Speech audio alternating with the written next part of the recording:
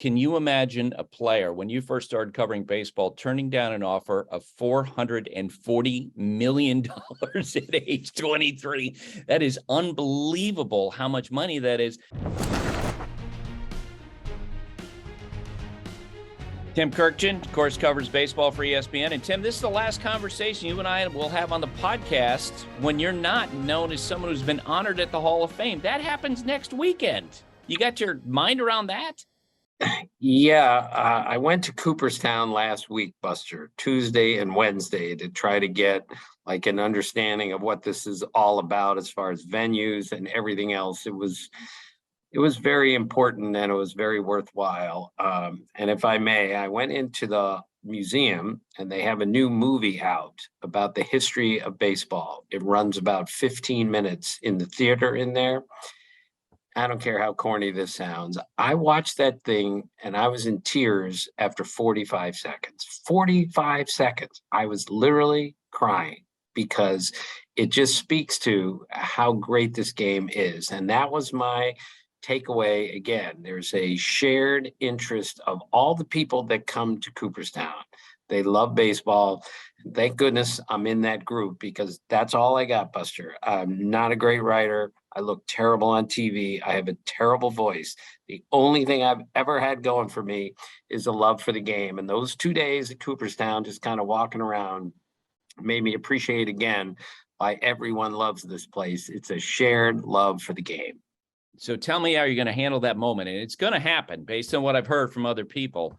When a George Brett walks up to you and puts his hand on your shoulder, or Peter Gammons walks up to you, or let's say Sandy Koufax makes it to Cooperstown this weekend. He puts the hand on your shoulder and said, "Hey, Tim, you're one of us." Well, I hope I say this right. It'll mean more when Peter Gammons says that to me than if George Brett does. And don't misunderstand how much I admire George Brett and everyone who played the game. But I'm not in that club, Buster. I'm not one of them. I am with Peter Gammons. I'm with Dan Shaughnessy. I'm with Jason Stark. And someday you'll be in there too, and I'll put my hand on your shoulder. And that's the most important thing, is to hear it from the people who do the same job that I do. Well, and your speech preparation, it's all done, right? You worked in a name or two of other people? Well, I memorized my speech. I trimmed it to 15 minutes. And after your comments on this show last week, you're out of the speech now. Because so that's how I trimmed. I had a spot for Buster. Now he's gone because he ambushed me on the air last week. Very nice. All right, let's get to the news of the weekend, which is someone who probably is going to be in the Hall of Fame someday, and that would be Juan Soto. According to The Athletic, turned down $440 million over 15 years in an offer from the Washington Nationals. The offer was heavily backloaded, and now the Nationals are open to a trade. It's something we talked about in May. You could see this developing on the horizon, Tim, because if you're the incoming owner of the Washington Nationals, we don't know for sure who this is going to be. You want this situation resolved. He is the face of the franchise, and you're either going to want him signed or you're going to want him out of there, because you don't want to have your first big move as owner of the Nationals to be, hey, we have to talk about either signing or trading Juan Soto. You want the Lerner family to have to deal with that. Yes? Yes. And Buster, you said it on this podcast last week that Mike Rizzo said we're not trading him, and we all believed him. And because it's Mike Rizzo and what he says goes, but it doesn't matter what he says until ownership makes up its mind about what to do. And now the pressure is on, because you're exactly right. If you're going to pay a guy almost $500 million, you have to know, is he going to be there or not? And if he doesn't want to stay, then you have to move him, and you have to move him quickly, because you can't be in the middle when you buy a team not knowing, is he with us or is he leaving us? You got to know that before you sell the team and before you buy the team. Yeah, that conversation would dominate the first couple of years of the new owner. And they would be, it would essentially brand the incoming owners moving forward. Oh, yeah, that's the owner that let Juan Soto get away. Yeah, that's the owner that traded Juan Soto. if you remember, and I know it's not apples to apples because the market's a little bit differently, but you and I had conversations when Derek Jeter's group took over the Marlins, and the first thing Derek did was to trade Giancarlo Stanton and Christian Yelich, and in the end, JT Realmuto. It made no sense because you had a fan base that was sitting there, and that's their first impression of you running the team is you're trading away the best players. That's the position this owner is in, whoever that's going to be. Right. And that's why the learners have to make the move for the next owner. Because like any other business owner, and I'm not good at business, who has a new business and the biggest commodity they have to know is he with us or is he not? So I'm just fascinated to see where this goes from here, because the track record is remarkable already for Juan Soto. He has over 100 home runs already, and he's 23, 24 years old. It's amazing. The haul that he's going to bring could take the Nationals to the next level as far as a rebuild goes, but they have to do it sooner rather than later. And it'll just be fascinating to see what team jumps in there and is willing to give up as much as possible for a player that good. In an accelerated process, we are 15 days away from the trade deadline. And I reached out to some people this morning before we started the podcast, the people at team level. This was interesting. The Nationals actually have not communicated this information to individual teams yet. Like it was the perception is they leaked this out because they're like, well, we might as well get the starting gun going and get people's brains percolating and start developing some offers. And so Mike Rizzo, if they're going to trade him, and the feeling among the other teams I talked with today is, yeah, they're going to, because of the ownership situation, it's going to have to happen quickly. Of course, we're going to talk about the usual suspects, the Dodgers and the Yankees, big market teams. There's all kinds of reasons why they would want Soto. They are certainly in a position to pay him long term. I'm going to install for me, Tim, the favorites to get Soto this summer, the San Diego Padres. They are in a win now mode. They have prospects to anchor a potential deal. CJ Abrams, you would assume, their terrific young shortstop, would be in that deal. Their owner is absolutely motivated. And unlike the Dodgers or Yankees, who I think would be concerned about the question of, okay, we need to get this player locked up into a deal, I think the Padres would make a deal for Soto and be comfortable saying, you know what, we'll have him for 3 pennant races this year, next year, and the year after that. Can you imagine a Padre lineup that starts out with Tatis Jr., Juan Soto, and Manny Machado? Another team that's talked a lot about, the Texas Rangers. I'll go into that a little bit more forward as to why that is. But for you, which team do you look at as being a potential match for a deal for Juan Soto? Well, you already said the two obvious ones, the Dodgers and the Yankees, because they have the most money and the most resources, and it's going to take both in order to get him and get him signed. But the Padres make a lot of sense, Buster. They're 6-10 in July. They are not a good offensive team, especially without Fernando Tatis Jr. They're in trouble as far as making the playoff go, even though I think they will no matter what they do. They need him more than the Dodgers need Juan Soto. They need him more. The Yankees hit 157 homers the first half of the season. That's the fourth most ever. The Dodgers don't need any help offensively. They have a great team and a tremendous offensive team. The Padres need help. I think they can make the playoffs without him, but imagine adding him for the stretch run and getting to October with a healthy, as you said, Tatis, Soto, and Manny Machado. With that pitching, that puts them in a position to not only get to the World Series, but to win it for the first time. He's a bigger difference maker for me for the Padres than he is for the other two teams. Yeah, and I haven't mentioned two obvious potential fits for Soto, and that is the New York Mets and the Atlanta Braves. Because, Tim, I don't think there's any chance that the Nationals trade Juan Soto in their division to a division rival. What about you? Right. Well, that's why I left him out also. Look, the Nationals are going to have plenty of teams that are going to step forward. How many have enough money and resources to trade for him is another question. But if you can avoid the Braves, who just beat the Nationals like 15 straight games, if you can avoid the hated Mets from 250 miles away, you don't go there if you don't have to, if you're the Nationals. However, and I don't think that will happen, But if the best deal comes from the Mets, the best deal comes from the Braves, and you're the Nationals, gets back to the beginning part of this discussion. If you're in trouble and you have to trade him, you take the best offer no matter where it is. But you must, if possible, avoid your own division. So we should touch on this question. Can you imagine a player, when you first started covering baseball, turning down an offer of $440 million at age 23? That is unbelievable how much money that is. But you know what, Tim? You've talked to Soto. I've talked to Soto. First off, incredible ability. That's, that goes without saying, but also tremendous confidence. And he's already made a lot of money in baseball. So when we think of rejecting an offer like that, it's not like this guy's going to wind up, struggling for food money when he's in his 40s if he gets hurt. Yeah, and he's got a ring already, Buster. He's been arguably the best player on a world championship team already. He'd clean up at age 20 in a World Series game. 3 guys in history have done that. So he's looking out and saying, I'm going to be a great hitter for 15 more years. I'm going to break records before this is over. Why not do it with a team with which I can win a bunch of rings? And that's where he's looking. That's why he turned it down. I go back to something Gene Orza told me 25 years ago. He looked at me, former, a legal counsel for the Players Association. He said, Tim, you just don't understand. This is the discussion that will never end. Someday we're going to be talking about a player making $250 million a year. You don't seem to understand.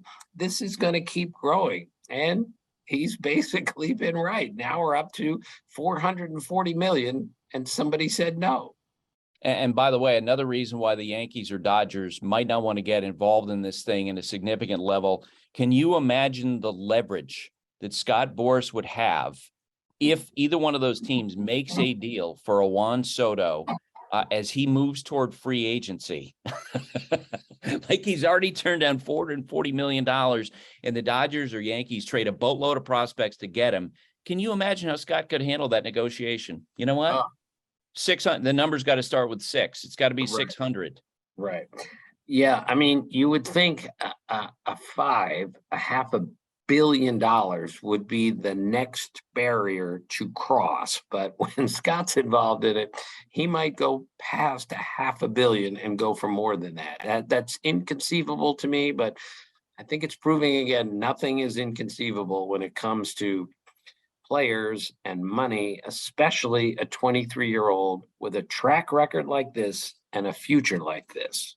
All right. I mentioned that there's some conspiracy theories going on about the Rangers last night and their pick of Kumar Rocker as the 3rd overall pick, which was a huge surprise to a lot of folks. I talked with an evaluator a couple of weeks ago who saw Rocker. He said, look, he has a great breaking ball. He's throwing well. His fastball velocity is 94 to 96. This evaluator said that he certainly was going to be a first-round pick, but the thought for everybody was second half of the first round, certainly not a top 3 pick, and the Rangers jump up. And immediately the thought pops in the head of folks in other front offices, you know what? The Rangers signed Corey Seager, Scott Boras' client. They signed Marcus Semien, Scott Boras' client. And now they've taken Kumar Rocker, Scott Boras' client. You and I have seen many situations in the past where Scott has developed a relationship with a particular franchise. And oh, by the way, Tim, who else does Scott Boras represent? Juan Soto. So when you hear all that, just knowing your experience in baseball, you and I don't know the conversations that took place behind the scenes between the Rangers and Scott. But I would say this, I wouldn't rule it out completely. What do you think? Well, we've learned never to rule anything out completely with Scott Boras, because the number of times he has done something that just made us shake our heads. Like you say, well, he's not going to make this one happen. And then he does. I mean, we were there for Alex Rodriguez's signing, and there was no chance he was getting to that number. And he got there by a mile. He got like 100 million more than anybody thought he was going to get. So you don't have to like him, but he usually gets what he wants, and all conspiracy theories are in play when it comes to Scott Boras. As for Rocker, look, Buster, I know this was a big surprise, and I get it. I keep going back, though, to Chris Young, and maybe I give him too much credit. He's like one of the smartest people I've ever met in my life. He pitched in the major leagues. He's got such a calm influence about him. I'm not sure I've ever enjoyed talking to a player more than I enjoyed talking to Chris Young, because he's just so level-headed about things. It just seems from a distance here, there is no way they would take a flyer on Kumar Rocker when he's the number 3 pick in the country. They must know more than we do. I just have total faith that Chris Young is doing the right thing by making this move, even though it shocked the industry, including myself. And this is just pure speculation, but imagine if you're the Rangers and you have Rocker in line with what other people are talking about, and you have him as the 15th best player in the draft. And Scott Boras is saying to you, hey, you know what? We worked together on these 2 major free agents that work for you. I need to find a way to get Kumar Rocker his money that he would have gotten if he had signed with the Mets last year. And this would help my situation, would help Kumar's situation if you moved up in the draft. And here's the other thing, too. You mentioned Chris Young. They've got Leiter in their farm system, who was his teammate at Vanderbilt. Those guys are really close. So they certainly have great intel on Rocker. Supposedly, I've talked to him once. People who know him a long time rave about him. But if you're the Rangers and you can help Scott Boras out in the situation in terms of getting the player, what he was trying to get him last year when he did sign with the Mets, maybe you do that on a player who's that close to being at the top of the draft. And as I say, this relationship's developing between Scott and the Rangers, apparently.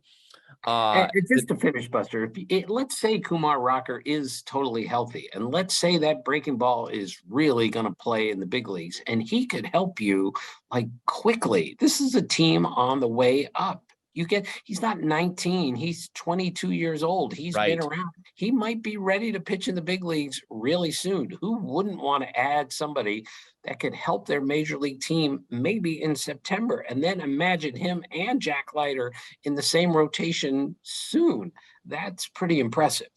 The first pick in the draft was Jackson Holliday, and that was not surprising to you or I, Tim. I've done stories about sons of major leaguers. From Eduardo Perez on, Ken Griffey Jr., Barry Bonds. It fascinates me. I first met Jackson Holliday when he was like 4 or 5, and he's got Matt Holliday, his dad, and people are saying, okay, Jackson, let's do Ken Griffey Jr.'s batting stance. He's 4 years old, and he's got it down perfectly, and he's swinging a bat like an 11-year-old would swing it. It's like Freddie Freeman's son, Charlie. It's ridiculous how good a hitter that kid is at age 4. As Chipper Jones told me, he's a better hitter at age 5 than I was at age 10. And that's Chipper, a Hall of Famer who was remarkably advanced. So the first time I saw Jackson Holliday as a little kid, I laughed out loud at how perfect he was at imitating the batting stances of other players. And you say, well, what does that have to do with anything? Well, I think it has everything to do with it. It means he's paying attention, he's watching, and then he can actually show you, this is what Ken Griffey Jr. does with his hands coming through the ball. And then he starts to do the same thing as he gets older. It's no surprise at all that the son of a really good major leaguer, I believe the greatest player ever with the first name Matt in Major League history, by the way, has no surprise whatsoever that his son is the number 1 pick. Yeah, absolutely. I had a similar conversation with Matt, and I track Jackson when I see him from time to time, and you watch him take batting practice, and you're like, okay, we're going to be talking about him on the podcast at some point. Tonight, we've got the Home Run Derby. Who's your pick? It's Pete Alonso, Buster. I've covered every one of these home run derbies. Every one they've ever had, I covered it, to the point where I remember when Rich Donnelly used to throw batting practice to everyone in the home run derby. They only had one BP pitcher, was the same guy, and he pitched from the top of the rubber, and he threw the whole time. After one of those, I want to say in Pittsburgh, Jim Fregosi came out and hugged Rich Donnelly. Like, that was the greatest performance I've ever seen, you throwing to all these guys. The point is, I've never seen anybody enjoy this competition more than Pete Alonso. And I say enjoy it Buster. I mean, wants to win it more than he does. He preps for it. He sat down with Ravi and Eddie at the desk last year in between rounds, and they were interviewing him, and he had no idea what they were talking about. It was like the worst interview ever because he was in a trance, about hitting home runs. It's the same trance that great hitters get into and great pitchers get into. They don't even know what's going on around them. It's just them and the pitcher or them and the catcher. That's the way he was in the home run derby because he's so involved and he wants to win it so much. And given his physical skills and the way he can hit homers, I think he wins 3 in a row. No one's ever done that. And by the way, because Pete Alonso cares more than anybody about this event, he's got Dave Joust coming back, who was a coach with the Mets last year, went to the Nationals. I talked to Dave the other day. He said that Jeff McNeil walked up to him in spring training and said, he's going to ask you to do it again. And Dave Joust, who's now established as a home run derby pitcher celebrity, he's throwing at the home run derby. He did earlier this year at the Derby X in London. He's got trips scheduled to South Korea and to Mexico to be the home run derby pitcher. That's the guy who's going to be on the mound for Pete. Right. And I love it that Dave Joust doesn't throw very hard at all. He's 65, Tim. Right. He's my age, and he's not throwing anything firm, which we all love. That's what we're all told. Given, Bryce Harper's dad was throwing like 90, it seemed like, from 40 feet away, and Bryce Harper had everything in the seats. This guy's going to throw about 40, and it's still going to work. And whatever works, works. 2 quick ones for you before you go. You and I are doing the All-Star game on radio for ESPN on Tuesday. We're excited to do that. It'll be fun being in the dugouts, having conversations with players. I'm not wild about all the All-Stars who are dropping out of this event, Tim. It's kind of a bummer. Yeah, again, Buster, if I may, I'm just too old sometimes, but I grew up at a time where guys would play the entire All-Star game. Johnny Bench would catch the entire All-Star game. Willie Mays played the entire game. And that's not a fault of today's players. It's just not the way the game works. I think we're over 80 players, Buster, 80 who have now made the All-Star team in one form or another. We had the original group, and then with all the dropouts, 80 players is too many players to make the All-Star team. And that doesn't mean there are guys who are going who do not belong. It's just, it should be a more select group. And I'm sorry, if you're asked to go to the All-Star game, you should go to the All-Star game. And if there's any way you can play in it, you should. And if you can play 9 innings, you should. But we don't do that anymore. And that saddens me just a little bit. I talked to Kyle Schwarber about the Derby a few weeks ago. He initially was sort of leaning against doing it, and then he was like, it would be good if I did it, right? And I'm like, 100%. Like, you're one of the best guys, and that's you hope that all of these annual erosions don't create this trend that is irreversible. There needs to be a conversation between the Player Association, Major League Baseball, and I'm guessing Fox is not wild about it. Who's broadcasting the game? They're going to go, hey, wait a second. We need all these players invested in this event. Last one before you go. To me, as we are now 15 days away from the trade deadline, the team under the most pressure to make a deal, the Boston Red Sox. We saw Chris Sale walk out. He had the busted finger yesterday. He's going to be out weeks. Their pitching already stunk before that. They need to make a trade, Tim. And I know that's not Chaim Bloom's nature. He tends to work very deliberately. They need help right away. They're in trouble, Buster. There's no doubt. The way they played, they just gave up 24 runs in back-to-back games to the Yankees. The Yankees have never scored 24 runs in back-to-back games ever in their history against the Red Sox. And you look at their pitching, and we just figured, well, when Sale, Whitlock, and Eovaldi come back, their pitching's going to be straight, and they're going to be good, and they're going to make the playoffs. Now we're not so sure about that because Sale's out for a while. That looked terrible. And even though Eovaldi and Whitlock are great additions, I agree, they're a pitcher short. The Mariners are for real. They've won 14 games in a row. Even though the Rays have had a million injuries, they always find a way to win. And the Blue Jays seem to have recovered. They're 4-1 with their new manager. They won 3 games in a row.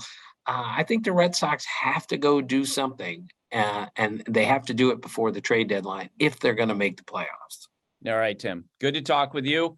And I will see you at the park, and I'll tease you about being a Hall of Famer. All right, Buster. Thanks. I'll talk to you later.